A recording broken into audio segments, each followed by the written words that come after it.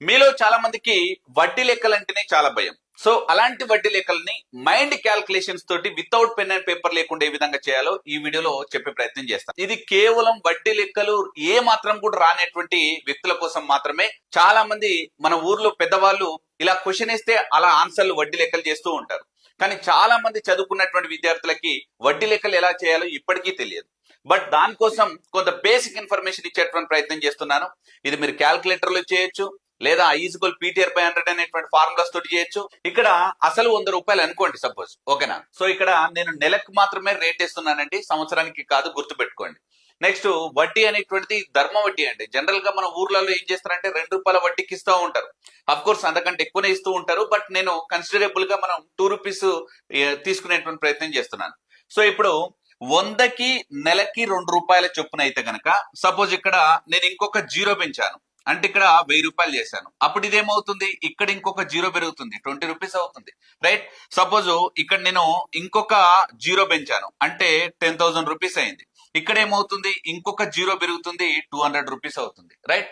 Suppose ఇక్కడ నేను 1 lakh రూపీకి నేను నెలకు, ఇవంతా కూడా నెల చొప్పునే అండి, ఓకేనా?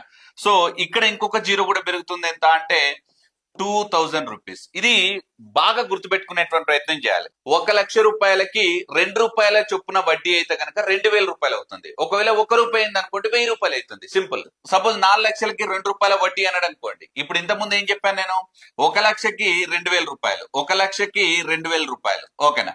సో అప్పుడు 4 లక్షలకి ఏమవుతుంది, ఇంటూ 4 చేయండి. అప్పుడు ఆన్సర్ మనకి ఎంత, 8,000 రూపాయల వడ్డీ. 2.5 లక్షలకు చూసుకుందాం. సో మరి ఇప్పుడు ఏం చెప్పినాం, 1 లక్షకి 2 రూపాయల వడ్డీ చొప్పున ఎంత రావాలి మనకు, 2,000 రూపాయలు రావాలి. ఇంకొక లక్షకి సపోజ్ ఇంకొక లక్షకి ఎంత రావాలి, ఇక్కడ కూడా ఇంకొక 2,000 రూపాయలు రావాలి.